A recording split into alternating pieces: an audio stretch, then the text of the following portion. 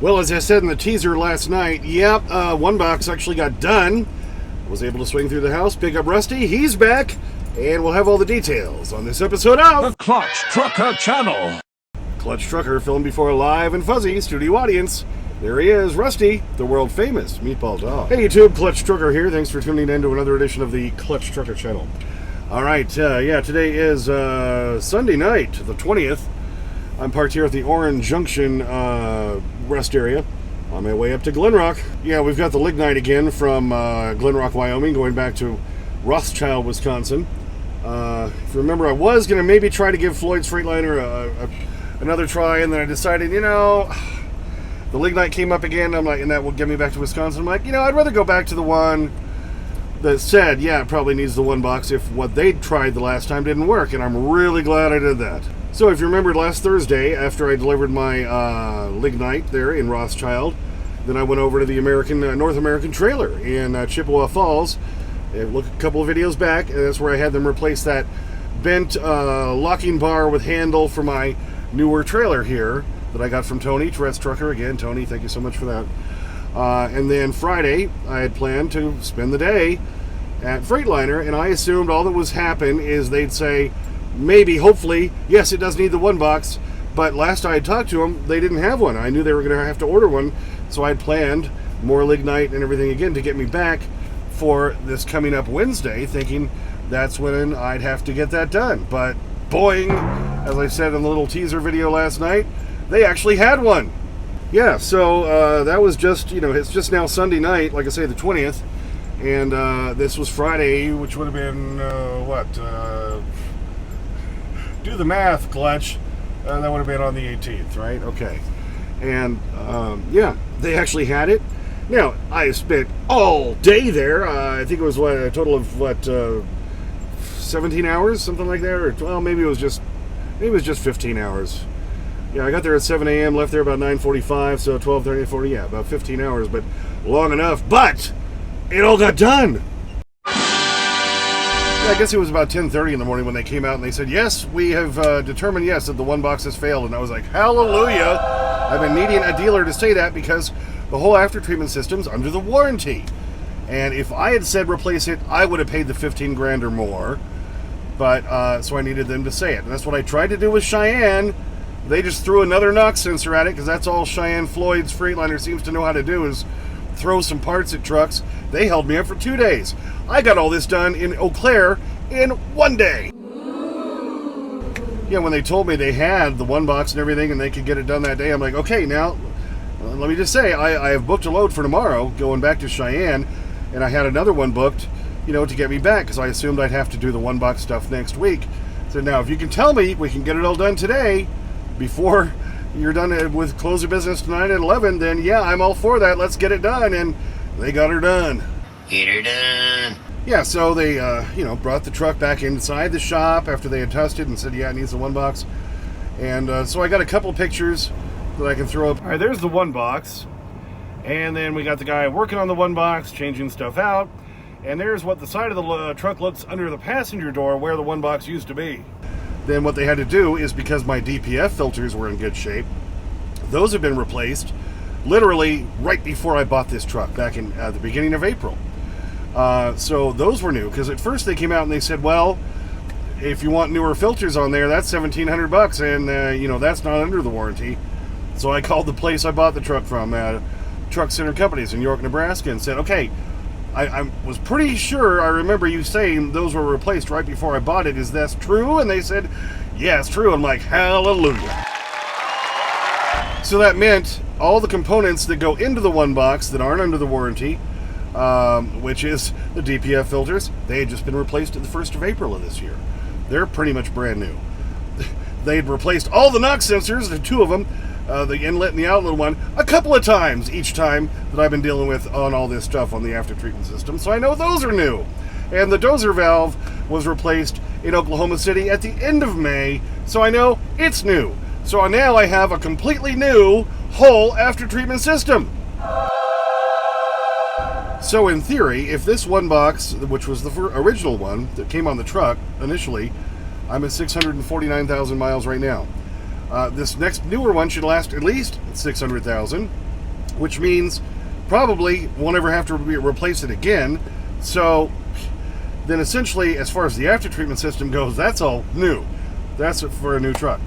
Yeah, there's going to be the other general maintenance and stuff you always have to do, like so far I've had to do on this truck, like replacing the tensioner and a belt and AC compressor and tires and air lines. And, yeah, it's all expected. But the reason I transitioned into this truck is it had that warranty on the after treatment system, or I would have never done it, believe me. It was just having to play that game to get a dealer to say, yes, it does need the one box, and then they could do it all under the warranty. And so, yeah, they did. They changed everything out from the old one, put it into the new one, got the one box back up on there, and then they pulled it around to start doing all the testing. It's coming out.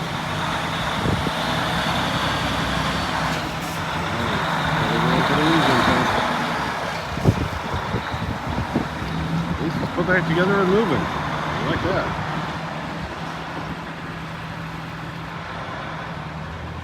Now, they had gotten everything that all done by about 4:30 p.m., so I was feeling pretty good. I'm like, hey, maybe another just a couple hours and I'll be out of here. Well, no, because now with the new one box and with the other knock sensors and other components now put into it, then they have to basically run it through its whole system and regen it quite a few times so that everything now talks to each other and gets in specs.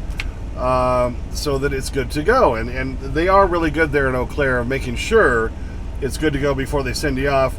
Unlike Floyd's Freightliner in Cheyenne, they just threw the knock sensor in, they regened it for like once or twice and said, oh yeah, you're good to go, and I didn't even make it 90 miles down the road. That's why I'm still not impressed with Floyd's. Probably won't ever go back there for service again, like I said over 10 years ago.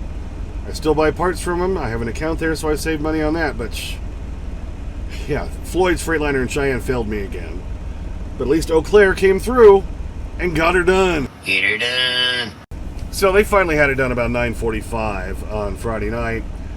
Gave me just enough time. Of course, burned up the last little bit of fuel I had in there, doing all the regens for hours and hours.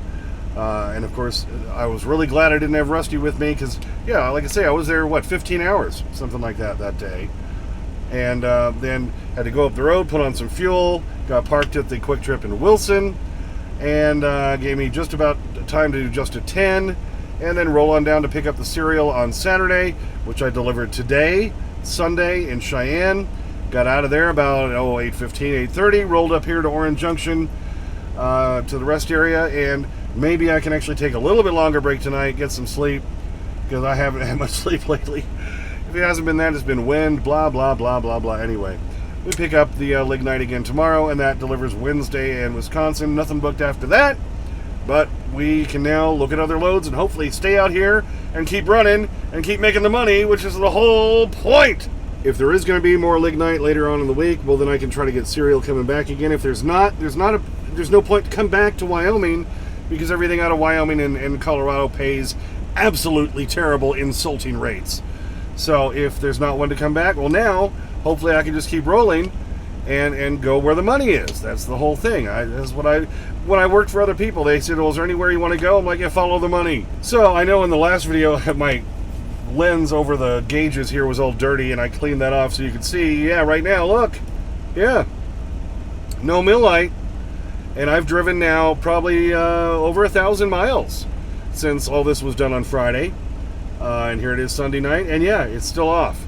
Where before I'd only make it 90 miles, 100 miles, 150 miles, and I'd get the mail light on again.